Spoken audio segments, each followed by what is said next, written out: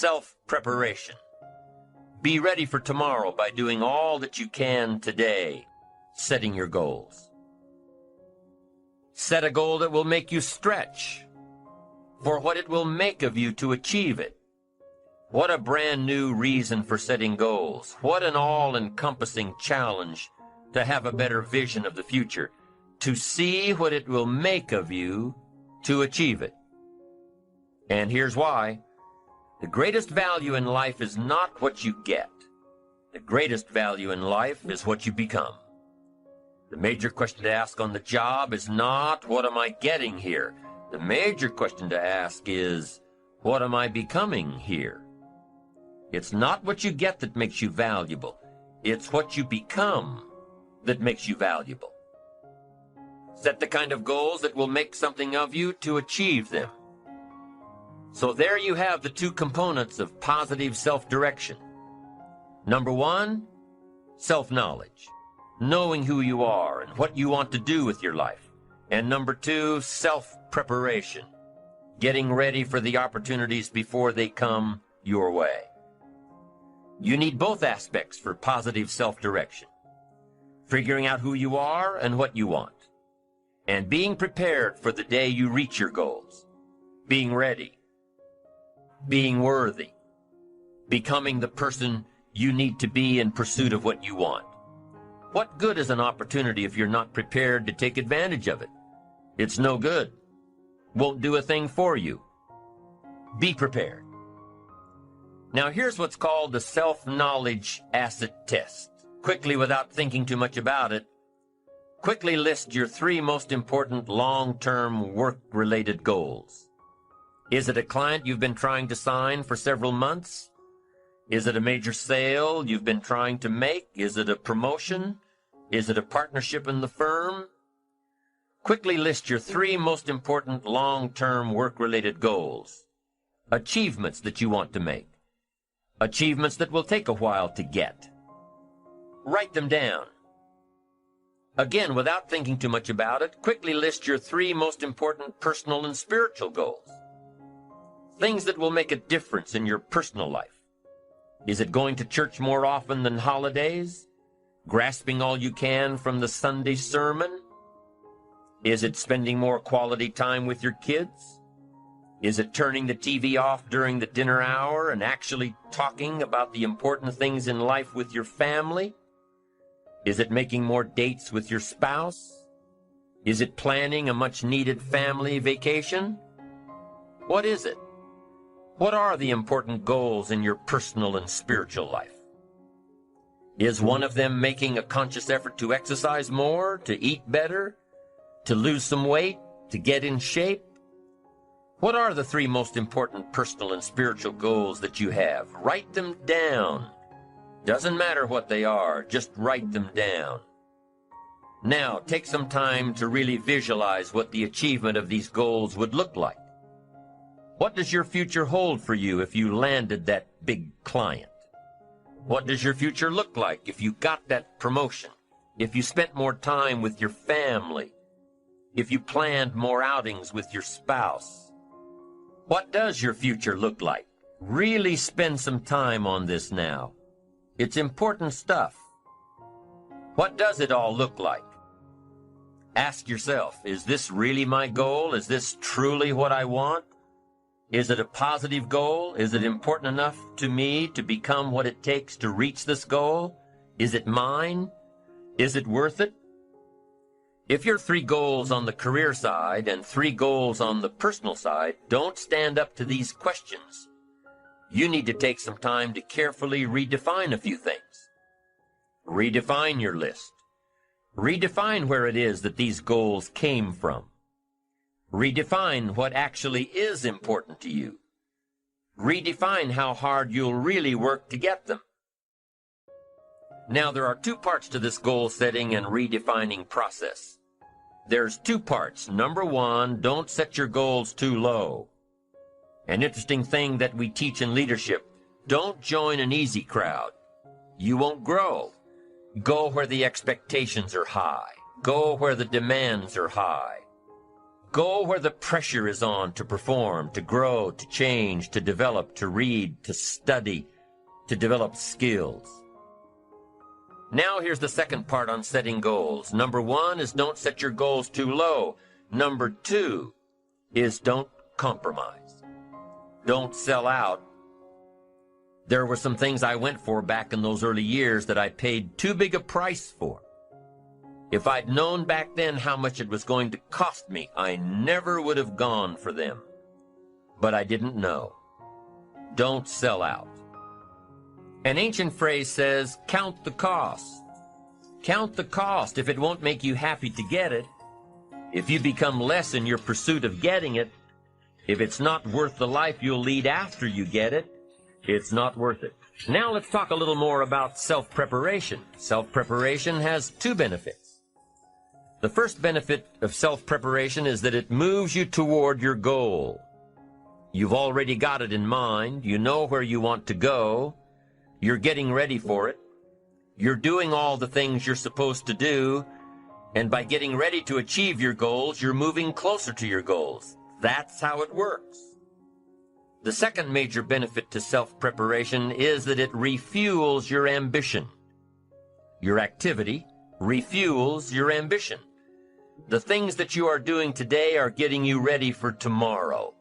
It's exciting. You know that you're getting closer every day. Ambition must be kept alive, be kept active, must continue to move forward. Otherwise, you're just daydreaming. You must keep active, keep moving forward so your ambition can fuel you, motivate you, get you where you want to be. Self-preparation. The benefits are, number 1, it moves you toward your goals, and number 2, it refuels your ambition. Be prepared. Get ready. This method of self-preparation involves 3 steps. Step 1. Carefully consider where the next opportunity for reaching your goal will originate. Where will it come from? Will it come from networking with your colleagues? Will it come from reading the last book that you bought? The book that's still sitting on your shelf waiting to give you some answers? Will it come from you taking the time to think it out? Where will it come from? The next opportunity that will push you forward. If you don't know, here's what you have to do. For each major goal of yours, the top priorities on your list, for each of these, take out a separate piece of paper, 1 single sheet per major goal, write down your goal at the top, and start listing all reasonable resources. Write down every possible place that you could find the opportunity to achieve this goal. And with each resource, classify them. Ask yourself, is this resource a sure thing? A good bet? About even chances? Unlikely? A long shot? Ask yourself these questions and classify all of the resources you have written down. That's the first step. The second step in this method of self-preparation is to make sure you know what you need to do to be prepared for your opportunities. Take your sure things first. Figure out what you need to do to be prepared when they happen. Break down your preparation into concrete steps. Make sure that you know exactly what you have to do to take advantage of the opportunity when it comes your way. Let's say that one of the top priorities on your career list of goals is to get this new client. Let's take it 1 step further to say that on your resource list for this goal is to have a lunch meeting with a friend who just happens to be the mentor of the client you're going after. Is this friend of yours a sure bet on your resource list? Well, let's say he is. I mean, you know this guy is a tremendous consulting source for the client you want. The client you want really listens to the opinions and advice of your friend. So you're getting ready to have lunch with your friend. What do? You've got to make sure that you're up on all the knowledge and the industry data that will impress your friend. Make him realize that he knows someone who could benefit from your knowledge and your vitality and your spirit and your experience. Impress him. Impress him so much that he goes back to his friend, the client you're after, and tells this prospective client of yours that he needs to do business with you. Be prepared. Go through your entire list of goals and resources and classify them. Break each resource into concrete steps of preparation. Start by working on the sure bets first, and then move down the line. The long...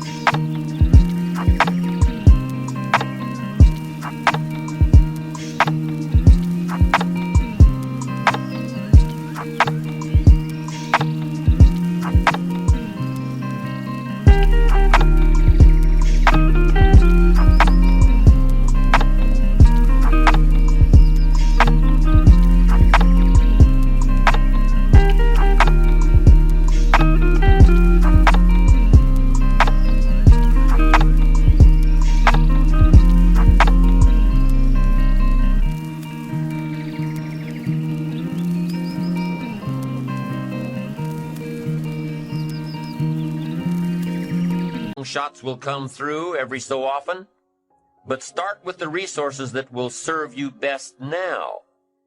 Get ready for the opportunities before they come your way.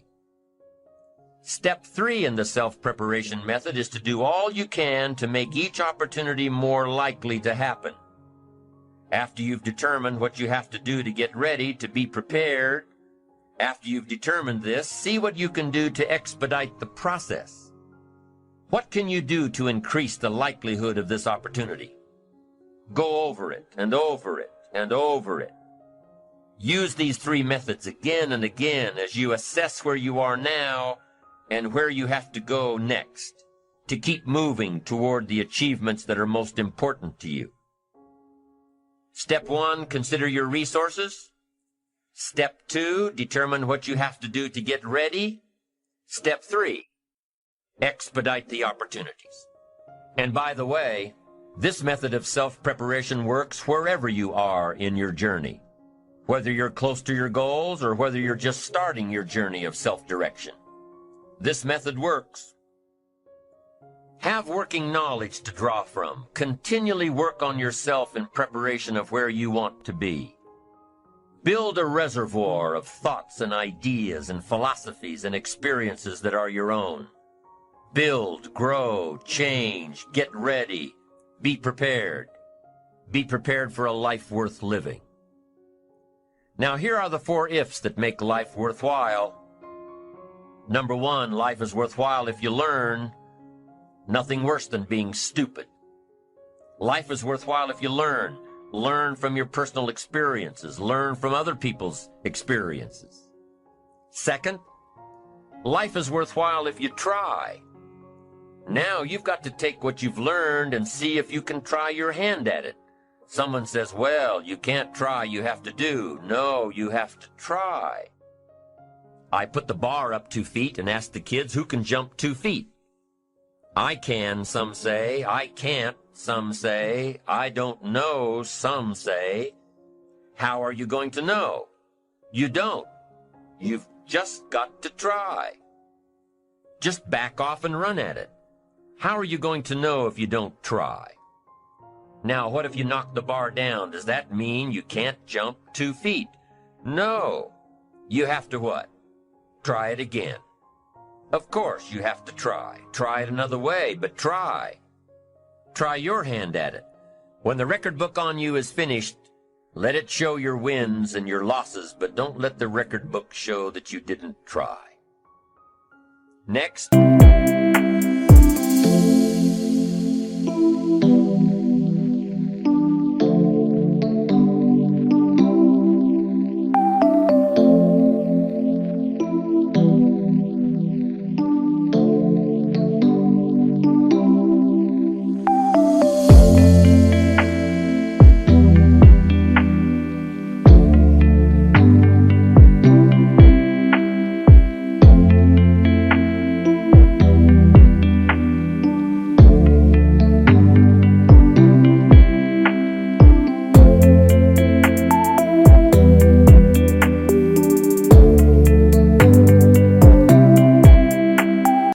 Life is worthwhile if you stay.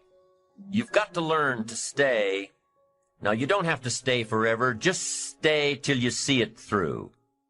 A guy builds a foundation, and then he wanders off somewhere and builds another foundation. He's got these foundations scattered all across the country. I mean, no walls, no roofs, just a bunch of foundations. Not a good reputation. Stay. You don't have to stay forever. Just stay to finish something. Don't fall into the trap of less than refined sophistication. Stay till it's over. The fourth if that makes life worthwhile: 1 is if you learn, 2 is if you try, 3 is if you stay, and fourth if that makes life worthwhile is if you care. Caring is a unique human experience that is so vital and so powerful and so all-encompassing and so far-reaching. If you care at all, you'll get some results. If you care enough, you can get magnificent results. To lead a life worth living, you've got to learn, you've got to try, you've got to stay, and you've got to care. Develop your positive self-direction. Do these things we've discussed. Remember the 4 ifs, and you're on your way to building a life worth living.